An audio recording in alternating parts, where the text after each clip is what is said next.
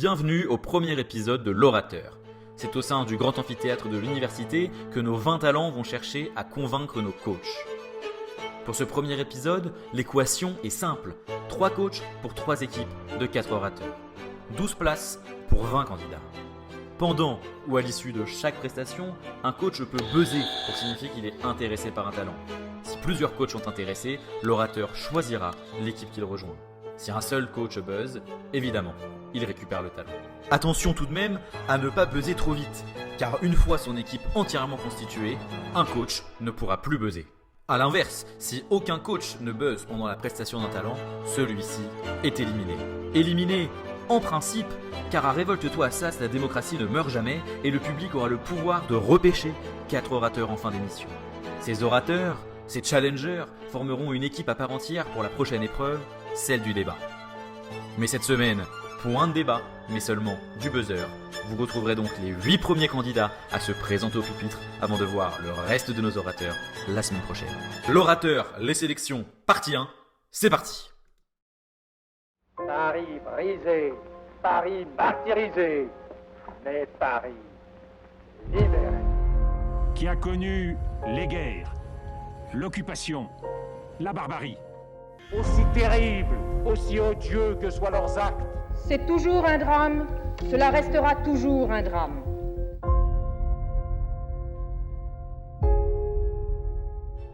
Pas de sélection sans coach. Laissez-moi donc vous les annoncer un par un. D'abord, ce n'est pas un coach, mais une coach. Elle nous vient de Gironde, elle est avocate au barreau de Bordeaux, 2e secrétaire de la conférence. Elle est jeune, dynamique, éloquente et saura même vous convaincre que l'on doit appeler notre bien-aimé pain au chocolat chocolatine. Elle saura convaincre les orateurs de la rejoindre. Mesdames et messieurs, Maître Claire-Emmanuel Moreau.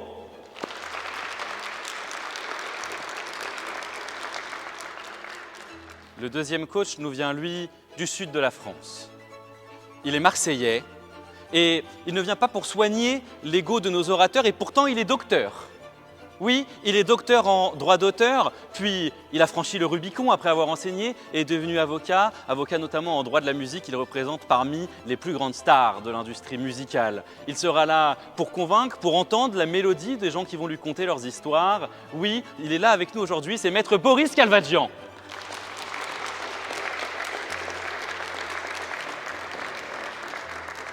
Enfin, notre 3e coach est à nouveau une coach. Et quel coach ? Le Monde a écrit il n'y a pas longtemps que c'était une bête de scène, qu'elle était une ténor du barreau. Elle est avocate au barreau de Paris, secrétaire de la conférence. Elle a étudié à Harvard, à Sciences Po. Son CV est plus rempli que le casier judiciaire de ses clients. Et pour cause, elle est une excellente avocate. Mesdames et messieurs, Maître Roxane Best, la bien nommée.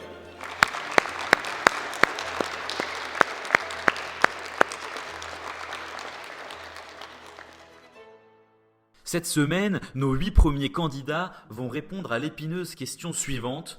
Les dés sont-ils jetés ? Esteban sera le premier à essayer de convaincre nos coachs que oui ou non, les dés sont jetés. Salut Esteban, tu t'apprêtes à faire ton premier passage pour le premier tour de l'orateur. Comment tu te sens ? Honnêtement ça va, je suis un petit peu plus stressé pour l'interview, mais quand même il y a un peu de pression, on a vu les coachs, mais ça va, serein. Ok, top. Est-ce que le sujet t'a plu ? Est-ce que tu as aimé le préparer ? Est-ce que c'était difficile ? Alors pour le coup j'ai vraiment adoré mon sujet, parce que c'est des sujets d'éloquence qui sont assez larges, qui permettent de te laisser faire ce que tu veux et de laisser un peu la magie opérer, donc ouais, je suis assez satisfait de ce que j'ai fait. Et est-ce que tu as l'habitude de parler en public ? Est-ce que c'est ta première fois ? Est-ce que tu appréhendes ? Non, c'est pas la première fois que je parle en public, j'ai fait quand même quelques événements d'éloquence l'année dernière. J'appréhende comme toujours, je pense, comme tous les orateurs, il y a toujours un peu ce petit moment de pression avant, mais après il y a l'adrénaline qui arrive et de là tout s'efface et c'est vraiment super.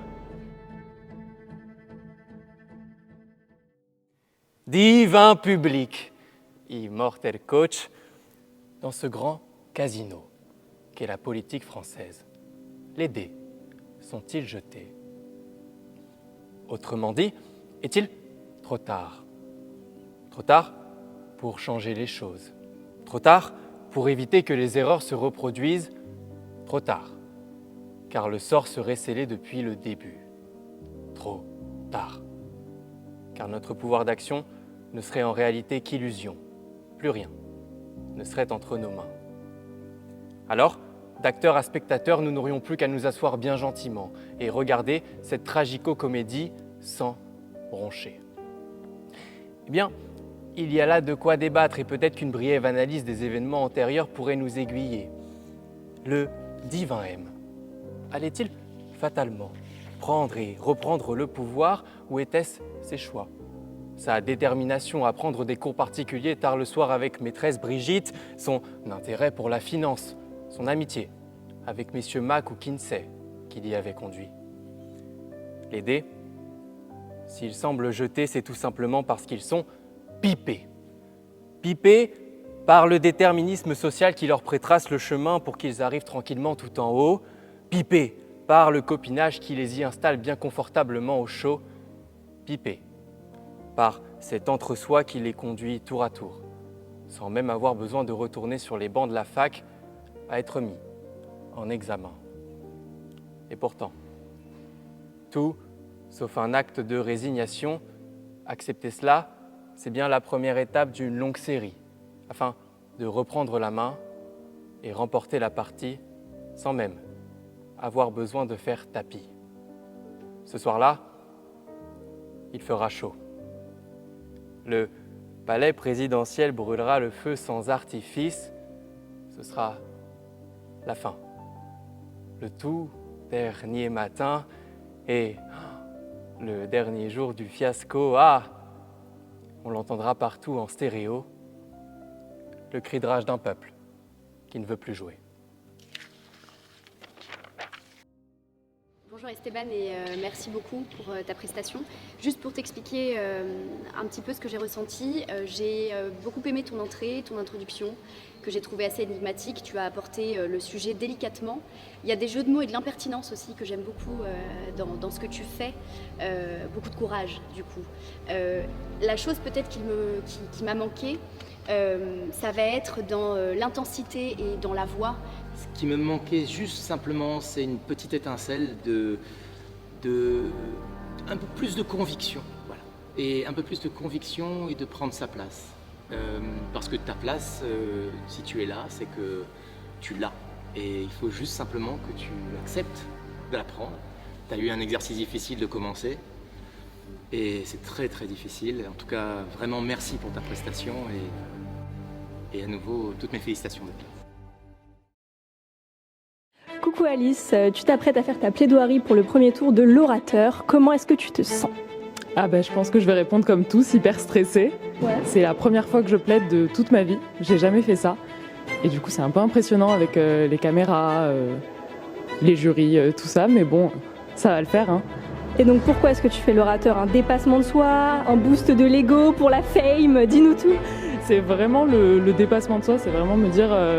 Bah là, je sors de ma zone de confort, alors complètement, et je tente un nouveau truc. On verra bien ce qui se passe, c'est pas grave, même si ça se finit là, au moins je l'aurais fait une fois et je suis fière de moi. Et tu as bien raison. Et est-ce que tu as aimé le sujet que tu as préparé ? Est-ce que ça t'a inspiré ou est-ce que c'était un enfer ? C'était un peu un enfer, vraiment.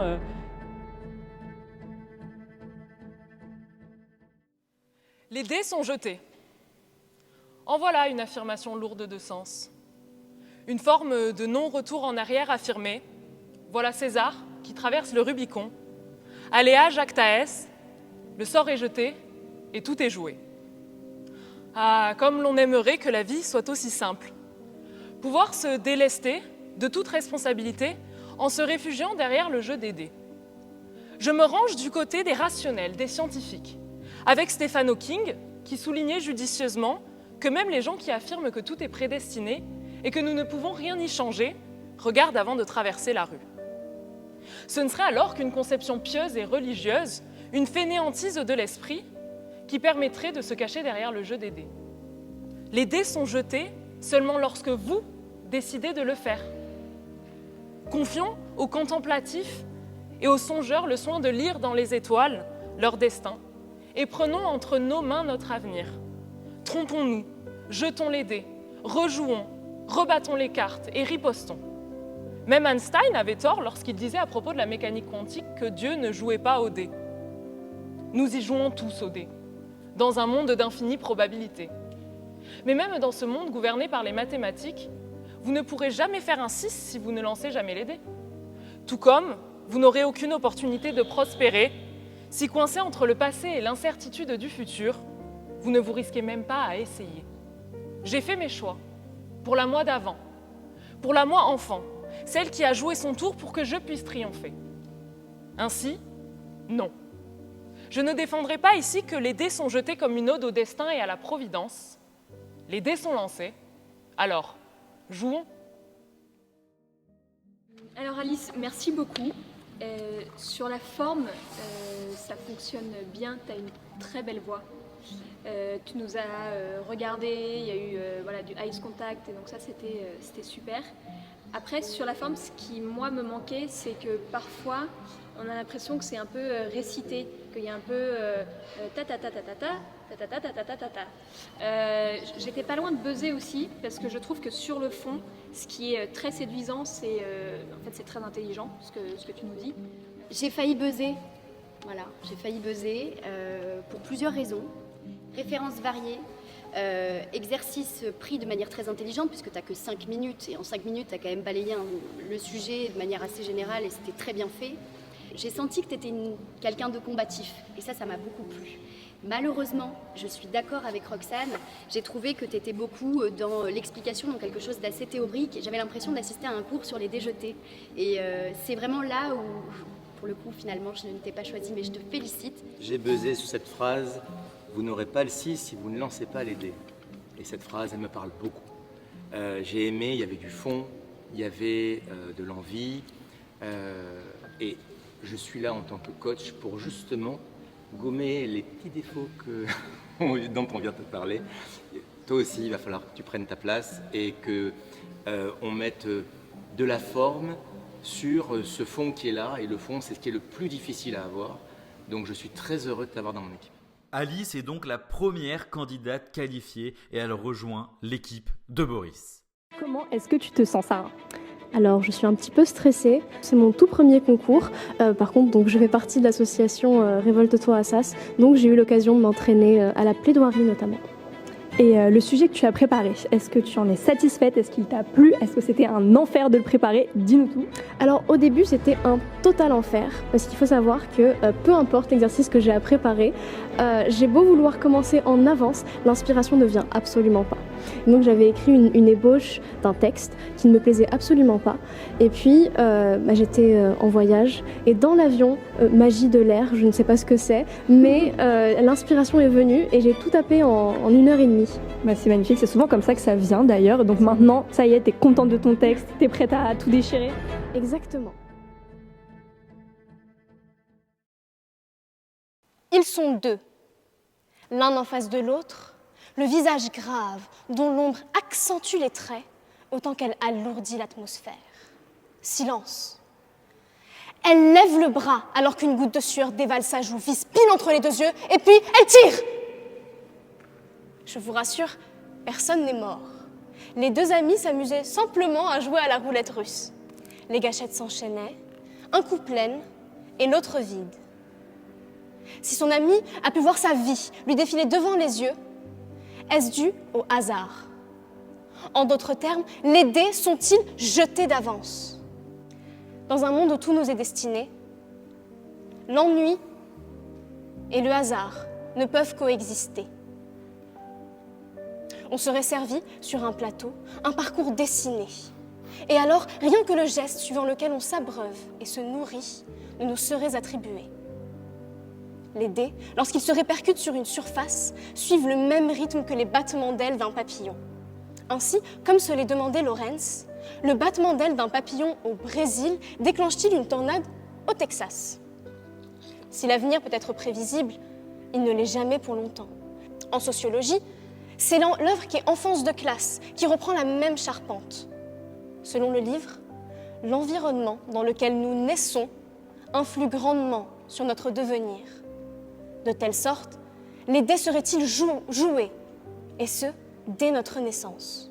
Hormis l'absence de sens que cela aurait, je vous laisse imaginer à quel point on serait insupportable. Ah, ce n'est pas de ma faute, c'est mon destin, c'était écrit. Imaginons à présent que les dés soient bel et bien jetés.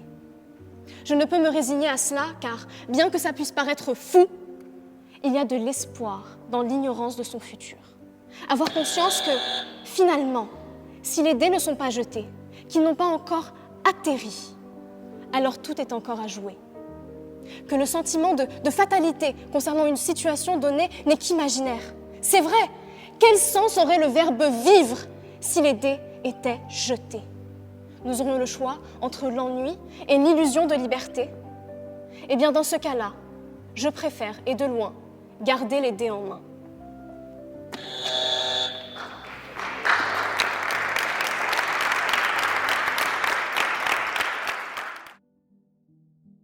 Alors Sarah, moi je pense que tu es un diamant brut qu'il faut polir. Et je te veux dans mon équipe parce que je vais te polir.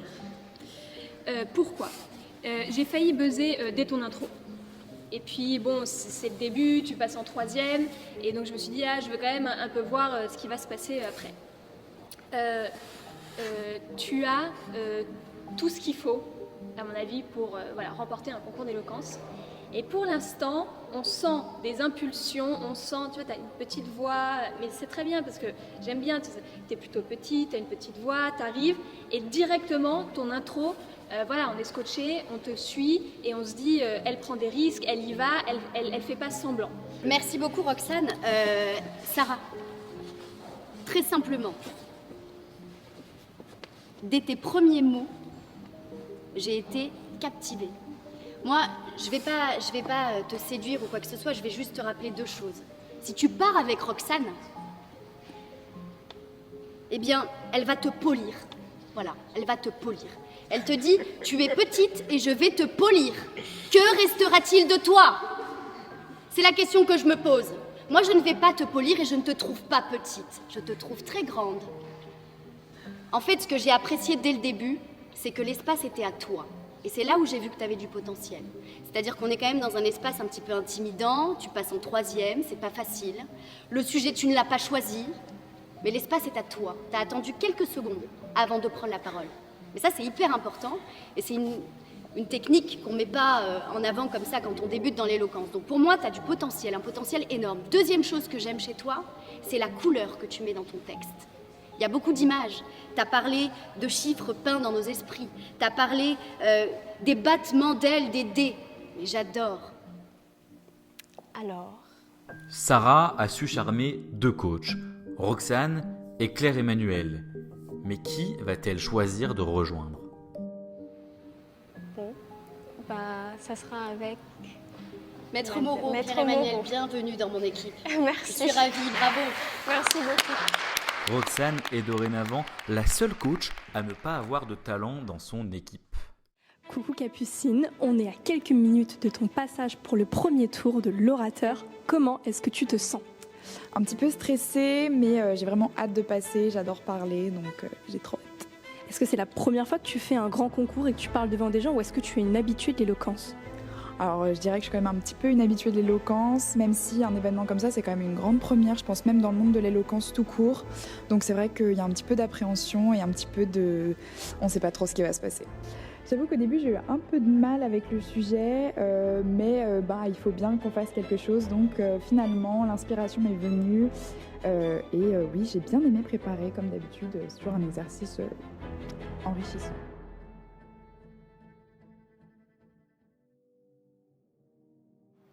La vie, c'est le jeu du yam, du Yahtzee. On jette les dés, on constate le résultat de ces dés, et surtout, on ne triche pas. Je jette les dés, nous jetons les dés, vous jetez les dés, nous les lançons dans le plateau de jeu. Et le nombre de petits points sur la face du dessous n'est pas sous notre contrôle. 1, 2, 3, 4 ou 5 ou 6, je ne choisis pas. Le résultat me tombe dessus, et qu'importe, s'il me plaît. Les dés ont alors un peu leur propre volonté. Mais ce qui fait toute la beauté du jeu, ce ne sont pas les dés. C'est la grille qu'il faut remplir. Parce que c'est à nous et à nous seuls de le faire. C'est à nous de répartir les résultats selon les cases. C'est à nous de décider que faire des dés. On ne choisit pas les résultats des dés, on choisit ce qu'on en fait. On ne choisit pas la vie, on choisit comment la jouer. La vie, finalement, qu'est-ce ? C'est une multitude d'événements qui surviennent, tous différents, et ils nous démunissent parfois, ils nous prennent de court. Les humains se diluent les uns aux autres, ils vivent en communauté et interagissent, rendant alors le quotidien imprévisible, hasardeux. L'humain n'est pas voyant, Madame Irma n'existe pas. Pas de boule de cristal indiquant le résultat des dés. Alors, si pour être heureux, il faut être fou et ne pas subir la vie, dansons sous la pluie, prenons le mauvais métro, zigzagons entre les points, dévorons tous les chapitres de notre histoire. Les dés sont jetés, mais choisissons comment les jouer.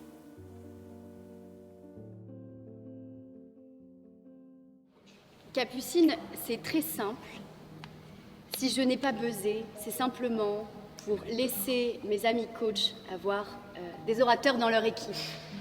Donc, Capucine, tu as du talent, tu as une très belle voix, tu as de la présence.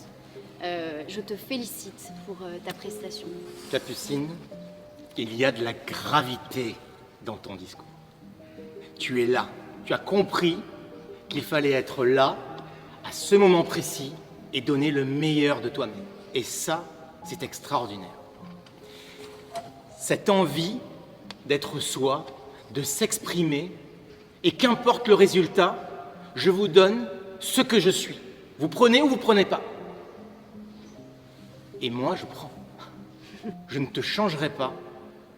Je m'adapterai à toi. Et je ferai en sorte qu'il y ait encore plus d'expression de toi-même. Et que tu te lâches encore plus. Capu, ma Capu. Boris n'a pas vu grand-chose de toi. Moi déjà, ce que je vois, c'est un style vestimentaire qui correspond tout à fait au mien. Rejoindre l'équipe de Boris, c'est faire le choix de l'austérité. Petit blouson faussement, enfin en simili-cuir, petite chemise blanche. C'est petit, c'est étriqué. Toi, tu as besoin d'espace. Et moi, j'ai buzzé la première, j'ai buzzé 3 fois, j'ai déjà subi un échec. J'ai buzzé non, 3 fois aussi. On n'interrompt pas, Je ne vous ai pas interrompu, confrère. Et donc, évidemment, il faut rejoindre mon équipe. Merci, Capu. Je suis un petit peu chamboulée, c'est vrai que je comprends maintenant que c'est plus difficile pour Sarah. Et même si l'argument des vêtements m'a énormément plu, je pense que je vais rejoindre monsieur. Merci beaucoup. C'est terrible. Super. Merci à vous en tout cas, merci beaucoup. Malgré des mots forts, un style vestimentaire en commun et des buzz à répétition, Roxane n'a pas su charmer Capucine qui a décidé de rejoindre Boris. La jeune avocate parisienne est mal en point, mais Roxane, la chance va bien finir par tourner. Coucou Siméon, on est à quelques minutes de ton premier passage pour le premier tour de l'orateur. Comment est-ce que tu te sens ? Écoute, je me sens plutôt bien, un petit peu anxieux, je pense comme tout le monde, mais je me sens aussi assez préparé, donc hâte d'y être, hâte d'être sur scène et profiter. Est-ce que tu as aimé préparer le sujet donné par notre président ou est-ce que ça a été un calvaire ? Alors, ça n'a pas été le sujet le plus inspirant que j'ai pu potasser, on va dire, en termes de plaidoirie, mais je trouve le sujet assez intéressant et je pense qu'il peut permettre aussi de prendre quelques risques et je vais essayer de prendre ce risque et voir ce que ça va donner, mais je pense que ça vaut le coup. Tu as bien raison, ça vaut toujours le coup de prendre des risques. Allié des audacieux, adversaire des malchanceux, il incarne le goût du risque, le don de soi aux aléas. En apparence, l'aléatoire divise. Son nom lui-même incarne parfaitement le clivage. Certains le qualifient de fortune, signe de reconnaissance, d'autres, plus dépités, lui préfèrent accident, malheur ou malchance. Mais pourtant, le hasard fait aussi l'unanimité. Et ce pour une bonne raison, nous l'avons tous ici dans nos vies expérimentées. D'un lancer de pièces déterminant qui paiera votre tournée de bière, d'un pari entre amis, en passant par un grattage de tickets avec frénésie, ou encore d'une lettre, d'un doux billet, envoyé à l'être aimé, en espérant que sa boîte aux lettres, elle ira consulter. Dans un monde où nos pensées sont délivrées avant même que nous ne prenions le temps de les formuler, on ne m'ôtera pas de l'idée que improviser, c'est un peu s'adonner au hasard de l'art oratoire. Dans la vie, il faut savoir être joueur. Alors, tentons le coup de peau. Devant vous, je m'en remets à ma bonne étoile, à la chance ou la fortune. Et pour la suite du plaidoyer, les dés seront jetés. C'est décidé. Je m'en vais à l'improviso. Cher auditoire, pour être honnête avec vous, je ne suis pas un grand amateur de hasard. Mon père est professeur de maths, ma mère est professeure de physique. Je suis né un peu d'un mariage entre probabilité et règles scientifiques. Et je pense que le calcul est dans mon sang. Et pourtant, l'incalculable a parfois du bon, et notamment en improvisation, je constate que le hasard a du bon et parfois il faut savoir s'en confier. Et si du hasard je ne suis pas le plus légitime des défendeurs, je pense en être aujourd'hui affirmé et je souhaite m'y adonner en tant qu'orateur. Siméon, je te remercie pour ta prestation. Tu vois, regarde, à un moment donné, je t'ai applaudi alors que tu n'avais pas terminé. Et moi, j'ai eu ce souci avec ta prestation, c'est-à-dire que l'introduction t'est arrivée tout de suite. Ce que je disais tout à l'heure, capter l'espace, c'est-à-dire que si tout le monde n'est pas totalement attentif à ce que tu vas dire, tu perds un petit peu, tu commences à perdre. Et le début d'un discours, c'est le plus important puisque c'est le moment où tu nous accroches, tu nous prends par la main et tu nous amènes. Alors Siméon, j'ai beaucoup aimé cette simplicité que tu as eue dans la deuxième partie. Parce que cette forme de laisser aller m'a beaucoup plu. Et finalement, j'aurais bien aimé peut-être que cette partie dure plus et qu'elle s'envole vers quelque chose de plus précieux encore. Parce que déjà, tu parles de tes parents, tu parles de toi, de qui tu es. En fait, ça aurait été peut-être une formidable manière de commencer.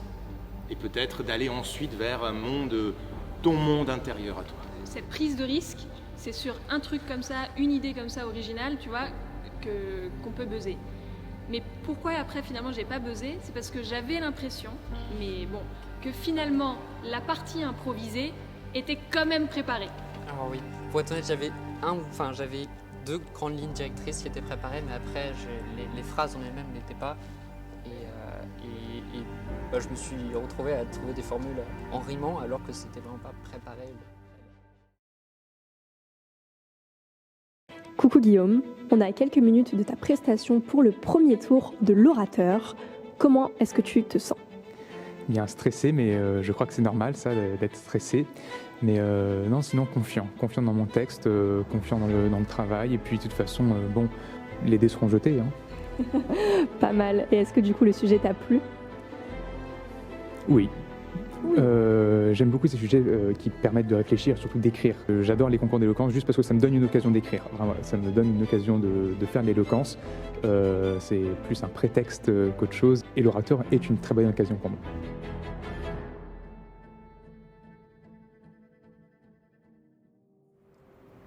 Un soir d'hiver, sur un pont parisien, je marche avec elle, sentant peser sur moi le poids de mon lourd secret. Je ne sais si elle m'aime, mais je veux lui demander. Une voix au fond de moi me dit « La fortune sourit aux audacieux, vas-y, fonce, tu as, après tout, une chance sur deux. » J'entends encore aujourd'hui l'écho lointain de sa réponse. Bien sûr que non. Alors, cher jury, je te vois froncer le nez et te demander « Mais quel est le rapport? Tu me parles d'aléas, je te parle d'amour. » Mais penses-tu que ces deux sujets soient si contradictoires? L'amoureux a pour point commun avec le joueur de tenter sa chance et le hasard. Faire sa déclaration, c'est questionner le cœur caché d'un être aimé. Et c'est partir sur un gros incertain et passer le pas, c'est en quelque sorte tenter l'aléa. L'aléa, c'est cette femme. Ce sanctuaire impénétrable pour l'homme tenté qui veut entrer en elle et pénétrer ses pensées. L'aléa, c'est l'ensemble de ses sentiments transmis en non-dit, ce jeu cruel de parler par silence. Alors les dés sont-ils jetés? Non. Mais doivent-ils l'être? Oui, bien sûr. Mais bon. César avait son armée, Gagarine la science, moi mon seul indice ne reste que son silence. Et miser autant en un coup de poker, je suis amoureux, certes, mais pas suicidaire. Le bateau restera ancré, quitte à y pourrir, car je suis un lâche à en mourir. Mes chers jurys, chère assemblée, si c'est le bonheur que vous recherchez, prenez vos dés et lancez-les. Quoi qu'il arrive, et c'est le principal, vous romprez le sort de l'aléa fatal. Et sur ce pont maudit, où les silences se rencontrent à l'unisson de la nuit, dans mon terrible secret, au fond de mon dilemme, saura-t-elle un jour qu'au fond de moi, je l'aime ?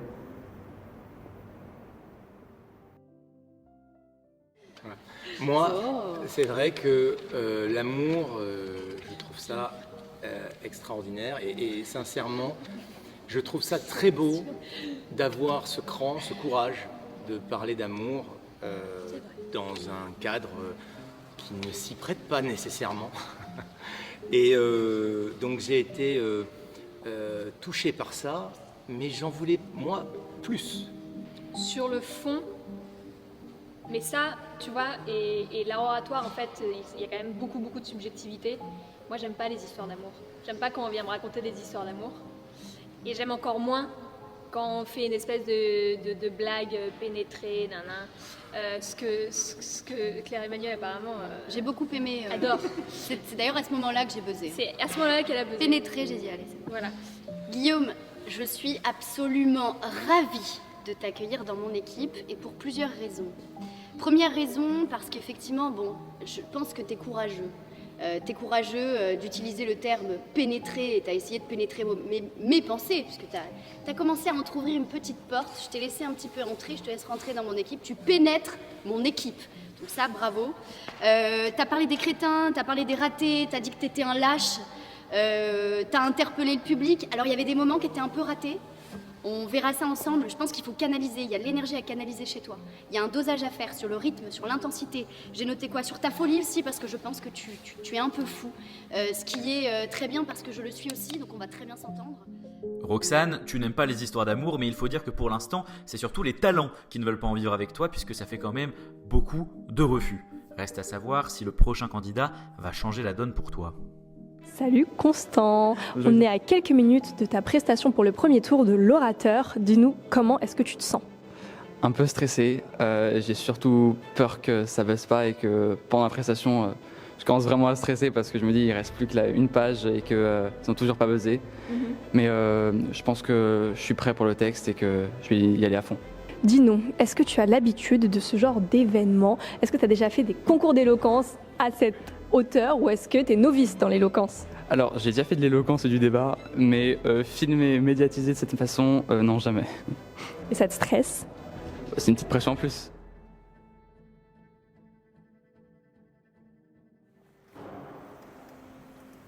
Chers jurés, ce matin en venant, je me suis amusé à lire mon horoscope. Pour cette journée si particulière, il fallait savoir ce que les dés m'avaient réservé. Cet horoscope me promettait une fois encore l'amour, tout en me demandant de me méfier des autres. Il me promettait des bonnes nouvelles et de la réussite, que ce week-end me permettrait de me reposer. Et il me promettait aussi 3 buzz rouges, c'était le scoop de l'horoscope. J'ai fermé le journal et j'ai soufflé « Alea iacta est ». Il n'y avait plus rien à faire que d'attendre que ces événements adviennent. Mais ces événements, qui me les a préparés? Un croupier qui tous les matins jette des dés qui définissent notre destinée? Ces dés, il les jette sans jamais céder. Sur ces 6 faces, il faut se décider. Tous les jours sans jamais s'y dérober, jusqu'à ce que l'on vienne un jour à décéder. 6 faces pour une liberté qui s'efface. 6 faces pour un avenir qui nous dépasse. 6 faces, mais un seul sort qui nous glace. 6 faces, et être toujours dans l'impasse. 6 faces, dont jamais on se lasse. 6 faces, jusqu'à ce que l'on trépasse. Où est-ce que cela nous mène? Cela nous conduit à cette gare ou une fois sur laquelle notre raison s'égare en attendant le départ. Mais dans ce voyage, il n'y a aucun inconnu. Nous connaissons la direction, nous connaissons la destination, la distance et même l'horaire auquel nous arrivons. Ce voyage n'est donc pas vecteur de surprise. Et pourtant, Pourtant, j'aimerais me dire que je suis dans ce train, que mon destin roule comme sur des rails, qu'au fond, il n'y a pas de drame, car ma vie, j'en garde la trame, et qu'assis dans cette rame, jamais ma vie ne déraille. Parce que des dés ont été jetés par un croupier que je ne connais pas. Parce que c'est écrit dans les étoiles. Non! Il faut revenir les pieds sur terre. Mon avenir n'est pas écrit, et jamais il ne me sera décrit. Mon histoire, il faut la créer, et non la décrier. Avancer sans être devancé par un avenir déjà tracé, par des dés qui dessinent mon destin. Alors, chers jurés, soyons les maîtres de nos destins. Et même si la vie est un jeu, que le jeu ne devienne pas votre vie. Croyons que nous sommes nés libres, et réjouissons-nous de cela. Arrachons ce qui nous emprisonne. Libérons-nous de ce qui nous empoisonne. Constant, tu as une énergie absolument incroyable. Ton texte, il est magnifique. Il est très bien écrit. Tu joues avec les mots absolument magnifiquement. Je suis impressionnée par ta prestation. Tu as du texte, tu as du rythme, tu as de la voix et tu as du charisme. C'est les qualités que l'on attend d'un orateur. C'était parfait. Et je pense qu'on peut aller très loin ensemble, tous les deux. Donc, choisis Claire-Emmanuelle Moreau, conférence du barreau de Bordeaux. Ça rime, ça te plaît, voilà. Merci beaucoup. Merci beaucoup. Constant, tu as du talent. Et ce talent, il est précieux. Il te dépasse. Il nous dépasse. Il y avait quelque chose de très fort dans ce que tu nous as fait, de très convaincant, de vrai. Voilà. Et je m'étais demandé, vu que j'ai déjà de talent, s'il fallait que je patiente un peu pour buzzer, mais là non. Ton talent m'a dépassé et je serais ravi de t'amener encore plus loin. Merci beaucoup. On est tous singuliers, tous les êtres humains sont singuliers, mais il y en a qui acceptent de le montrer et il y en a qui se disent je veux plutôt faire l'exercice comme ci, comme ça, voilà. Et toi, tu copies personne, t'es toi, tu viens et tu délivres. Et c'est ça, en fait, qui plaît. C'est évidemment ça qui plaît. Non, mais de toute façon, tu vas faire un parcours fabuleux, mais je vais te rendre vraiment beaucoup plus fabuleux que mes camarades, c'est certain. J'ai pas besoin d'épiloguer pendant des longues minutes. Choisis-moi, sinon je vais pleurer. Et une fois que j'aurai fini de pleurer, je viendrai t'étrangler. Alors le choix est évidemment très dur. Merci beaucoup pour tous vos retours. Et je pense que je vais choisir Roxane, l'équipe de Roxane. Bravo. Constant, si tu as choisi Roxane parce qu'elle t'a menacé, surtout, n'hésite pas à contacter la production. Coucou Nathan, on est à quelques minutes de ton passage pour le premier tour de l'orateur. Comment est-ce que tu te sens ? Très bien, je me sens prêt, j'ai même hâte en vrai. J'ai surtout hâte de passer et puis hâte de prendre du plaisir parce que moi j'adore ça, donc oui, j'ai juste hâte de passer. Ok, donc pas de stress du tout, pas d'angoisse parasite, que du plaisir. Un petit peu de pression parce que ça compte pour moi, mais pas beaucoup de stress, surtout du plaisir en vrai. D'accord. Et est-ce que tu as l'habitude de faire des compétitions dans ce genre ? Tu as l'habitude de parler ? Tu es un orateur expérimenté ou c'est nouveau ? J'ai fait déjà 2 concours d'éloquence avant celui-là, donc je connais un petit peu, c'est pour ça aussi que du coup je pense que je gère mon stress parce que je sais comment je fonctionne du coup dessus. Mais oui, c'est pas ma première fois. Mesdames, messieurs les membres de ce jury, cher public, l'espèce humaine, à la différence des autres espèces animales, est dotée de conscience, ce qui nous pousse à toujours vouloir comprendre, à toujours vouloir savoir, à refuser ce que l'on ne peut saisir. C'est pourquoi l'homme, depuis la nuit des temps, cherche à expliquer les phénomènes les plus incompréhensibles, parfois de la façon la plus rationnelle qui soit, souvent le plus irrationnellement qui soit, jusqu'à même nommer l'incompréhensible, le hasard. Car qu'est-ce que le hasard, si ce n'est notre incapacité à prédire l'avenir ? Le hasard n'est que le nom que nous donnons à notre incapacité à imaginer les conséquences futures de la conjugaison des causes qui nous déterminent et de notre libre arbitre. Car oui, poser la question du hasard, c'est poser la question de la liberté, du libre arbitre. Si l'on dit que les dés sont jetés, suis-je encore libre ? Ai-je encore un libre arbitre ? Ma liberté est-elle encore là ? Alors puisque l'on parle de liberté, et si vous le voulez bien, soyons un peu existentialistes. Sartre nous apprenait que L'homme est condamné à être libre. Car il n'y a pas de nature, il n'y a pas d'essence qui préexiste à l'homme. Nous avons un devoir d'être libre, un devoir de nous déterminer nous-mêmes par notre volonté, de déterminer ce que nous sommes, ce que nous serons, ce que nous faisons, ce que nous ferons. Mais le prix à payer est très cher. Parce que le prix de la liberté, c'est la responsabilité. Je suis responsable de mes actes car j'ai choisi librement d'agir ainsi et car je pouvais agir différemment. C'est vieux comme Saint-Augustin. C'est le dilemme de Sartre de l'entre-deux-guerres pendant la Seconde Guerre mondiale. Entrer en résistance pour sauver la patrie ou rester auprès de sa mère, mourante. Votre mère ou votre patrie? Aucune morale ne vous donnera la réponse, mais l'homme, lui, n'a pas le choix. L'homme doit choisir. Nous n'avons jamais le choix de choisir. Et d'en assumer les conséquences, d'en prendre la responsabilité,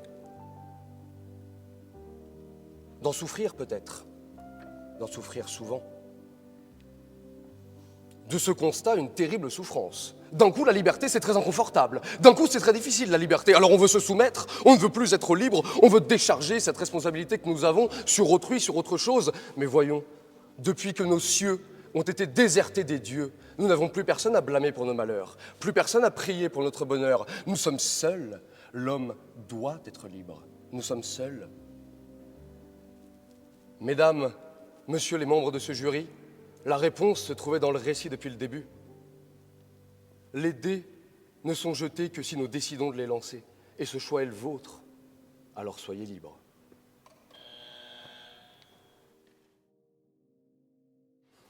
Nathan, tu es hypnotique. Tu as une gestuelle aussi qui fait penser un peu à celle des vieux ténors, un peu d'un autre temps. Et en fait, ce qui est incroyable, c'est que c'est totalement assumé. T'es un vainqueur. Pourquoi je dis ça? Parce que, au départ, t'as les deux qui buzzent.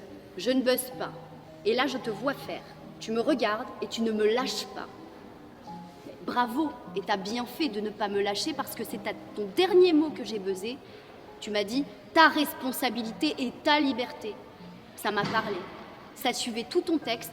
Ce que j'ai trouvé extrêmement intelligent, c'est que tu captes ton auditoire en fait. Tu sais ce qui se passe. Et en plus de ça, tu n'as pas de notes. Et en plus de ça, ton texte est intelligent. T'as une voix. T'as tout ce qu'il faut. Nathan, que vis-tu au quotidien pour te battre ainsi pour la liberté? C'est extraordinaire parce que, à la différence de Roxane, moi, c'est le fond m'a absorbé. Je me suis dit, mais quel est son combat? Qu'est-ce qui le gêne le plus pour autant se battre pour la liberté? Car j'essaie dans ma vie, moi, de me battre pour être libre. Et je suis extrêmement touché par un tel enthousiasme pour la vie, pour ce combat. Et je ne peux pas imaginer que tu ailles ailleurs qu'ici. Je vous remercie infiniment pour tous vos compliments et j'aurais bien aimé rejoindre les trois équipes. Mais je voudrais rejoindre l'équipe de maître Roxane Best. Merci. Chers spectateurs, nous voilà arrivés à la fin de la première partie des sélections. Faisons donc un rapide état des lieux après 8 candidats. Alors que Boris a rapidement dégainé pour récupérer Alice et Capucine dans son équipe, le Marseillais a fait preuve de plus de mesure par la suite, il lui reste donc 2 places dans son équipe. Quant à Claire Emmanuel, elle s'est tenue plutôt loin des combats. La Bordelaise a ainsi pu récupérer assez aisément Sarah et Guillaume, elle disposera elle aussi de 2 places pour le reste des candidats. Enfin, après des doutes, de la souffrance et des menaces, Roxane a su faire fructifier une équipe sur le tard, mais avec des arrivées remarquées, celles de Constant et Nathan. Vous l'aurez compris, il reste 2 places à chacun de nos coachs pour les 12 candidats suivants. La semaine prochaine, les places seront chères. Quant à Esteban et Siméon, il faudra encore attendre un peu pour savoir s'ils continuent ou non l'aventure. La semaine prochaine, à l'issue des 12 autres passages, 8 candidats n'auront pas été intégrés aux équipes des coachs. 4 d'entre eux seront repêchés pour former l'équipe des challengers. Alors, si vous voulez savoir si Roxane ne va pas finalement être la première à compléter son équipe, Si vous voulez connaître le sort de nos semi-éliminés, si vous voulez revoir des talents dribblés avec leurs mots et marqués avec leurs phrases, rendez-vous la semaine prochaine pour la deuxième partie de l'orateur, les sélections. Avant de conclure définitivement, l'association Révolte-toi Assas remercie ses partenaires dans ce projet, à savoir l'Université Paris-Panthéon-Assas ainsi que la prépa privée du Centre de formation juridique. Si vous souhaitez préparer le CRFPA, l'ENM ou juste votre licence de droit, eh bien le Centre de formation juridique a ce qu'il vous faut. Bénéficiez d'ailleurs de 10% de réduction avec le code RVT 2024. Tout est clairement expliqué dans la description. Chers spectateurs, à la semaine prochaine.